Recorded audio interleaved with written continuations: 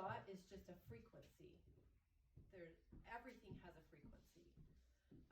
Our voices have frequency, but even our thoughts have frequency. Sometimes we don't think about, if we can't sense it with our 5 senses that we've been taught that we have, we tend to just completely ignore it and not really think about it, or maybe some people don't even think it's real if you can't observe it with your 5 senses. But it turns out we actually have more than 5 senses, and if you can't see it, it doesn't mean it's not real. So for example, think about your cell phone.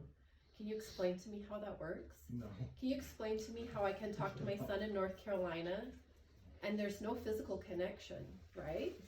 So there is energy, and our brains are like energy generators, and our brains are constantly broadcasting energy, and our bodies are bathed in this energy that comes from our minds.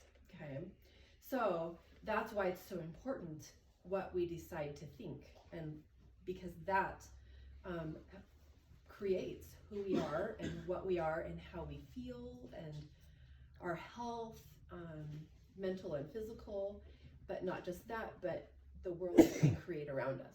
So I found this really interesting video as a result of reading this book. Somebody must have this one. Is anybody reading this one right now? That's here. Maybe it's not. Maybe it's Stu that has this one.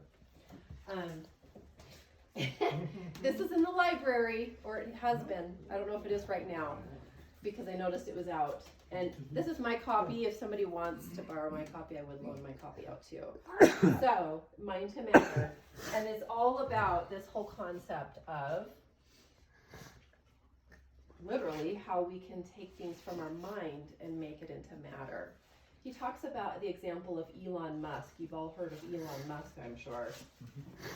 And he lives his life this way. He understands the power of his mind. And he has a short description in there of kind of like a short history of Elon Musk and how he went from failure to failure to failure to failure to huge success. And then he started over again, failure to failure to failure to failure to huge success. And anyway, it's just important for us to understand how we are creators. You remember the very first training I did earlier this season? We talked about how powerful words are. And so words are frequencies that you speak, and words are frequencies that you think too. And there is power in frequency and power in the word. So let's go ahead and watch this short video to demonstrate what I mean.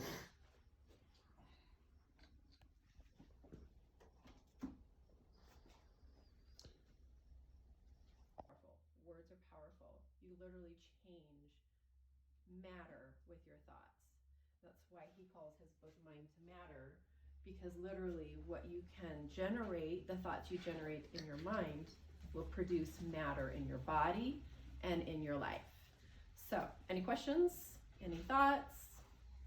Does anybody want to share experiences where they had, last week they had an experience where they were able to manifest something in a better way because they thought of it in a more positive way? Like I told you, I was going to offer you a chance to share this week if you had an experience with that. And I challenged you to try it. Anybody? I did have a question.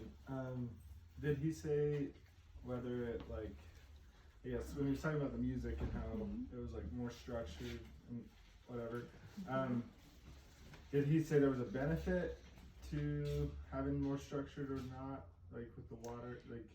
Yeah, there is a benefit. In fact, some healing modalities actually he talked about the stone and the flower in the water. So one of the healing modalities that I've studied is, it's a branch of ancient Chinese medicine.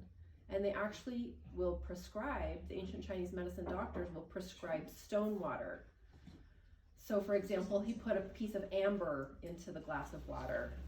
And everything has a signature or a frequency. So some frequencies are beneficial for treating certain things, right? And so it's true of even like music, you know, there's a reason you feel so good after listening to music that makes you feel so good. There's actually a physiological reason, you know, and if you're listening to something like heavy metal, that really destructures the water in your body and makes it more chaos.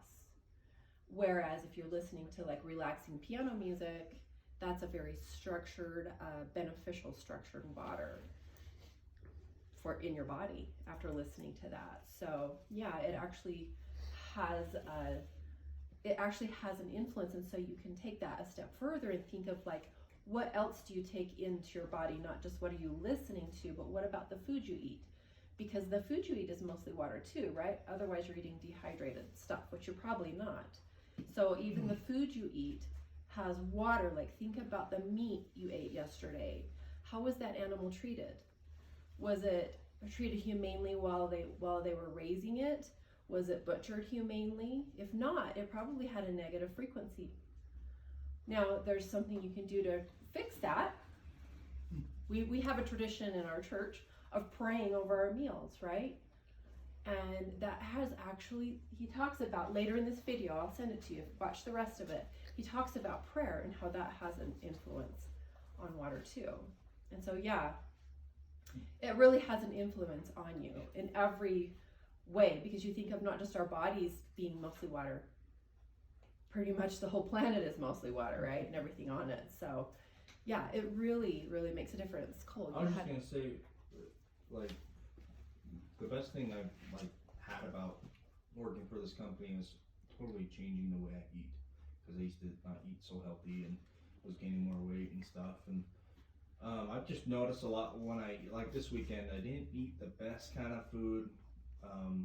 My family kind of likes to eat out and stuff like that. So when I did eat out, I noticed a big difference on how I felt. My body felt greasy and just like different things that I ate.